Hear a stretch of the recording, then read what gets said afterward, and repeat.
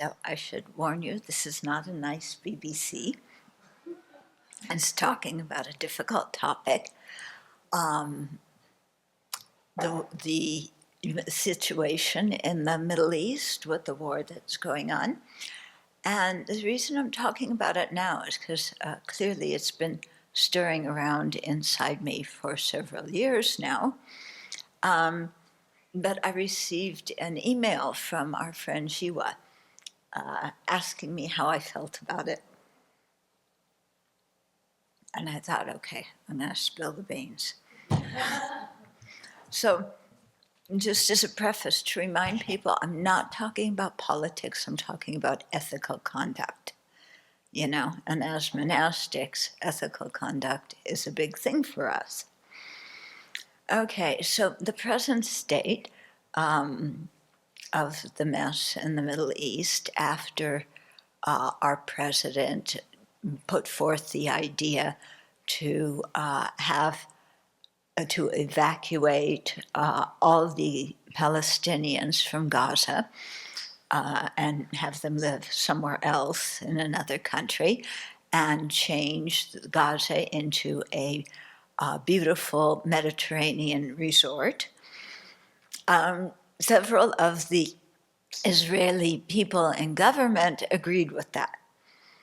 At least, the part about asking the Palestinians to leave. Not asking, forcing. And so a few days ago, the IDF, the Israeli Defensive Forces, it's announced that they are going to go into Gaza again, and this time push people towards the south of Gaza. So Gaza, which is already one of the most crowded places, overpopulated places on the planet, to squish them all into the south part, which has been virtually mostly destroyed during the war that ensued after October 7th and 23. So, yeah. So how do I feel about that? Well, as you know, I grew up with a Jewish background. And one thing that I was taught consistently, because I was born 1950 in the shadow of the Holocaust, and so much of my upbringing was not only this will never happen again, but Jews stick up for the oppressed. Yeah, our people, whatever that means, have been persecuted for over 4,000 years. We stick up for other people who are oppressed. Yeah. So what is happening in Israel is completely went like that. It's totally against everything I learned as a kid. And I've talked to a few other young Jew boos, so to speak, and one of them used the word which, yes, hits it exactly, betrayed, that we feel betrayed by what's going on, what Israel is doing, because it's not how the meaning of Judaism is supposed to be enacted in the world, So very much a feeling of betrayed. And the first Passover, which came in the spring, after the Hamas terrorist act, call it what it is, I usually, as you know, like watching Saturday night service. Yeah, it's it happened during COVID when a lot of Jewish people in different professions got together and videotaped on their own different segments of the Pesach dinner that you have with your family. And it was, what they did was beautiful, and it was for raising money for the CDC at that time because COVID had just broken out. But that first Passover in the spring of 24, I couldn't bring myself to watch it because Passover is a holiday that talks about freedom from oppression. That's the whole theme of the holiday, freedom from oppression, freedom, you know? And so, you know, God did all these things so that the Pharaoh had to let the Jews who were slaves in Egypt go. They crossed the Red Sea. How's that for a miraculous thing? You know, which, by the way, miracles aren't why I choose my religion, because you can't beat the parting of the Red Sea, you know. So yeah, so that's a good one.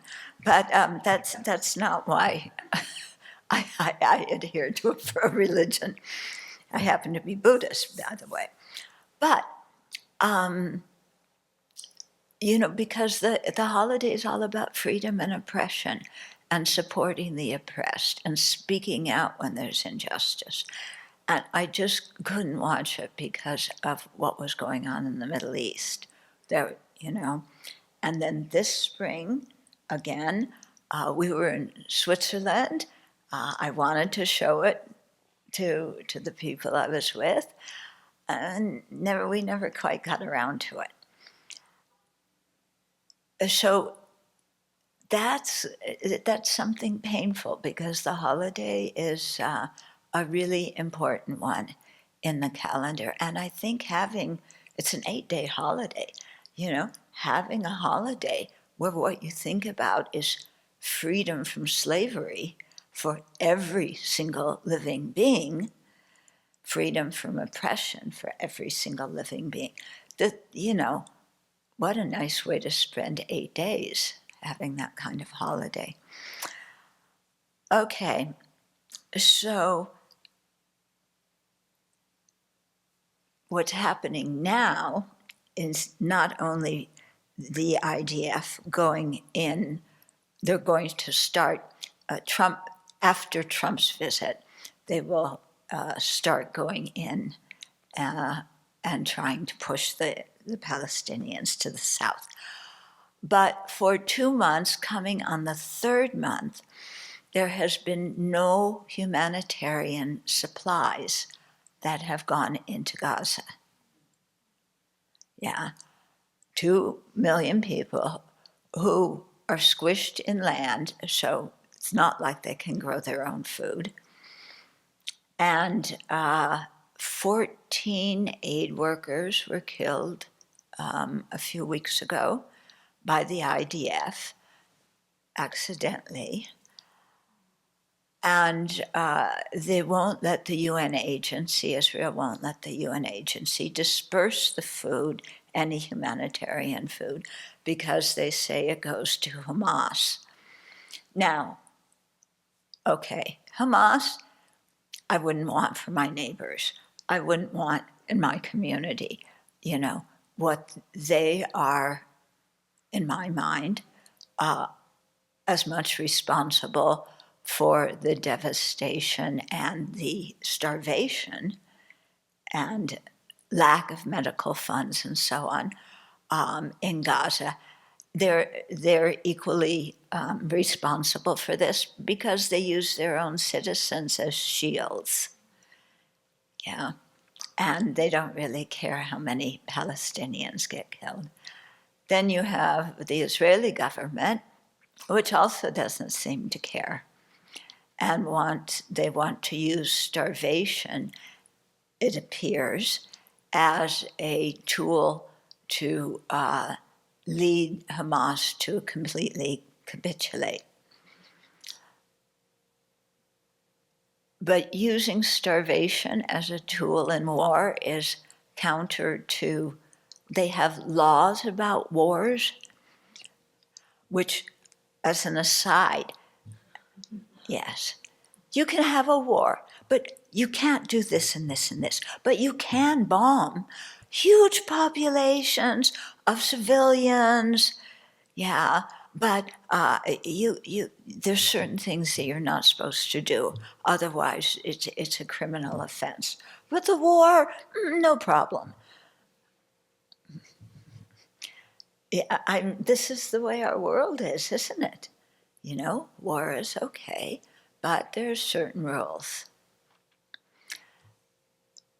I think, actually, my whole theory, to be truthful, about a conflict like this is war is not a satisfactory means to resolve conflicts because similar to bullying in human relationships, because somebody may capitulate because they're afraid, but they're not going to support what you do because you've intimidated them.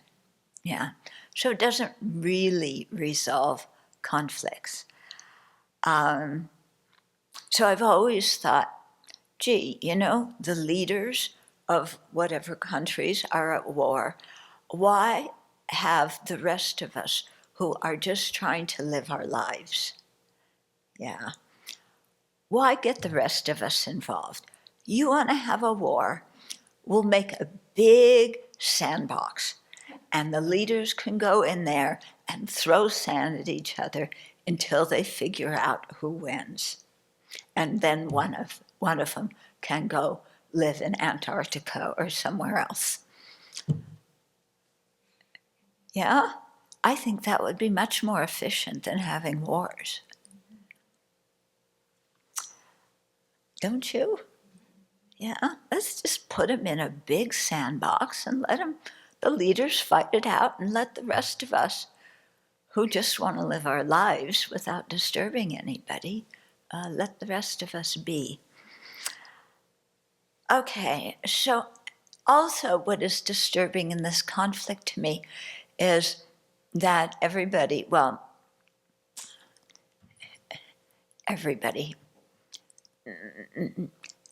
seems to want the war to be over.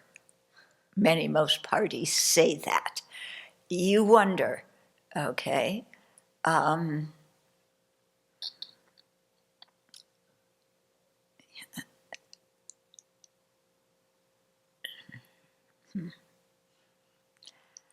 they say that, but do they really want the war to be over?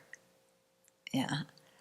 Hamas does not want to give the hostages back because that's the only tool they have to leverage anything with the Israelis. The Israeli government has said now that the hostages are not their major concern. Their major concern is getting rid of Hamas.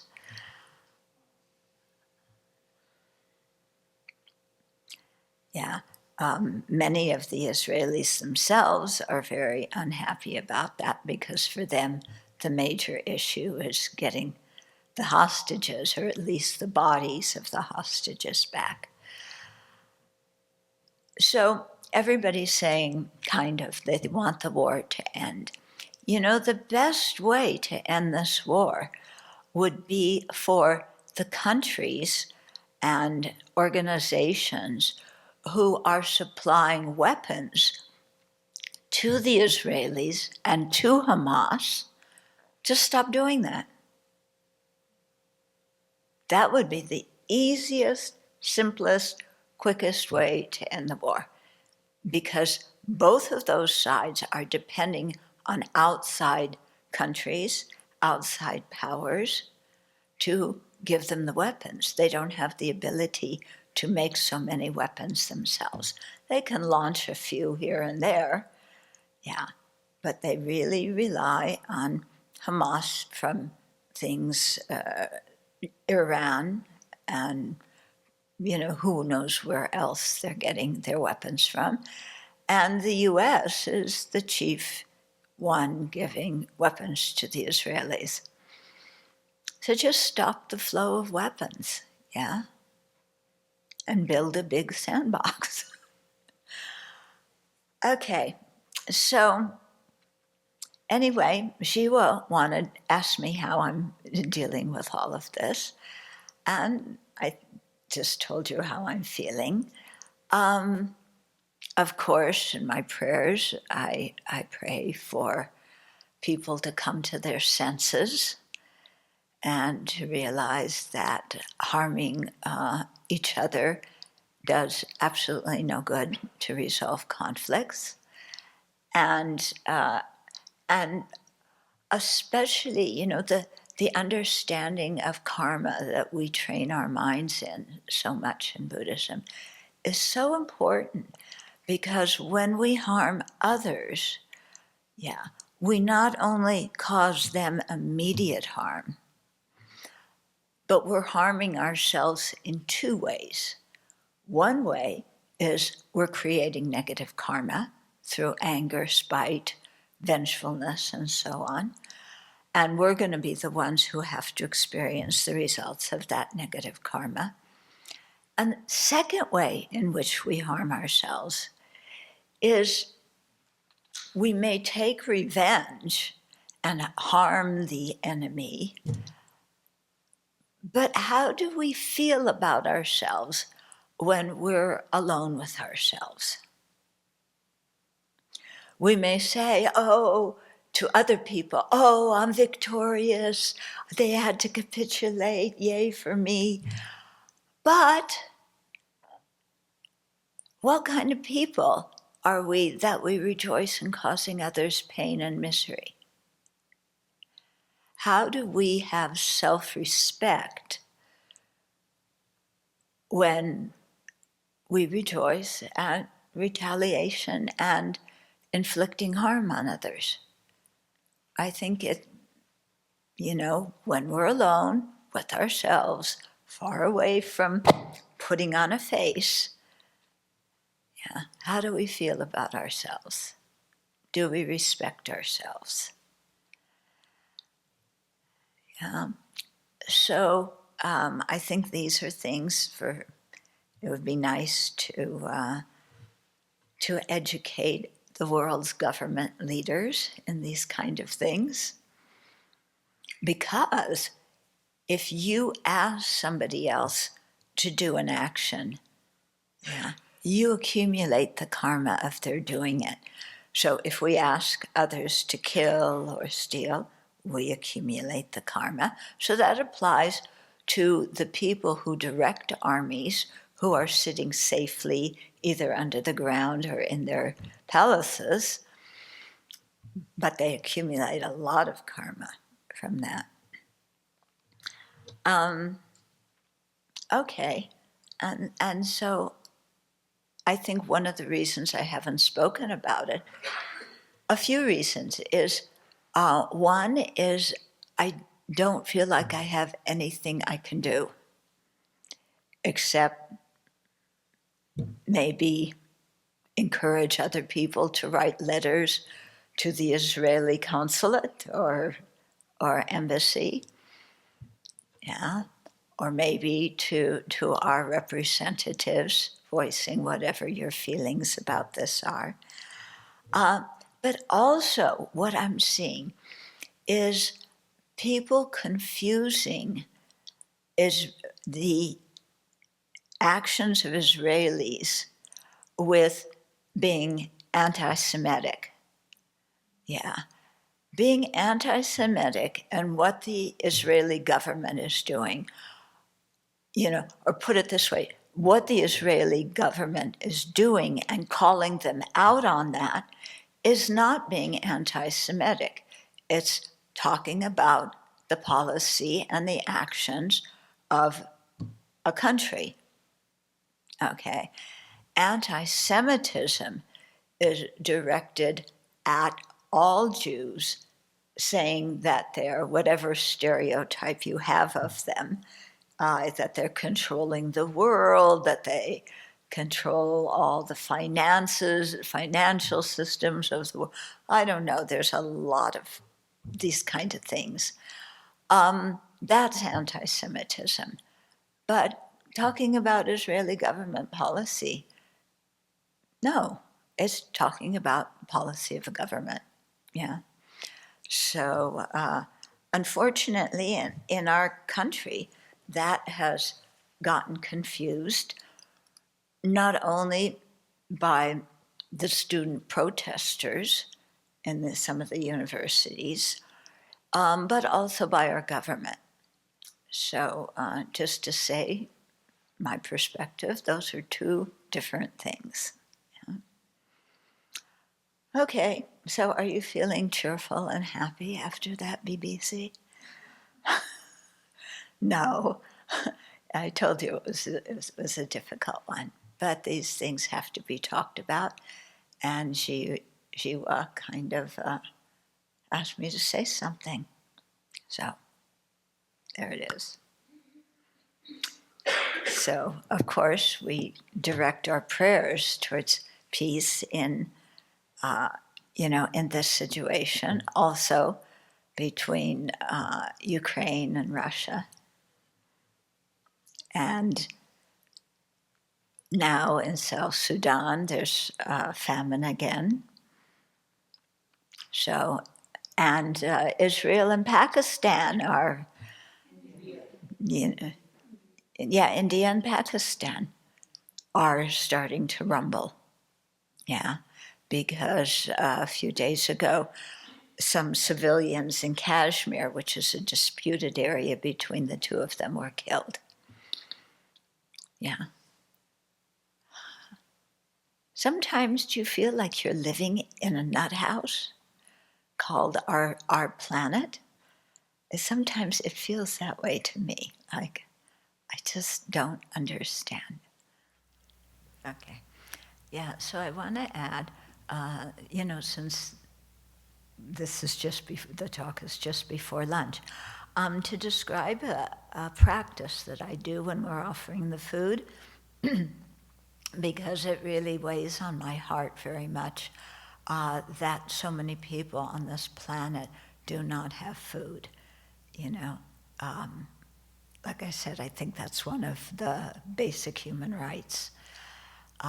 So what I do is, when we bless the food, is I imagine giving food to all the people in our country, in Sudan, in the Gaza, wherever they are, giving them food and them receiving it and consuming it and feeling as delighted as I would feel if I faced starvation and got something to eat. Yeah. And then I don't stop there. Then I imagine that there's excess food. So all these people who were starving, now hold food, and I'm leading them when we do the prayer, in everybody offering food to the three jewels. So thinking of these people not only receiving food, but creating the merit of generosity, which becomes the karmic cause to receive food in the future, and creating a link between them and the three jewels. So I do this, in the visualization. Yeah, Buddhists get all sorts of international food, and and so I feel like that keeps me connected to the areas of the world where I have the greatest concern.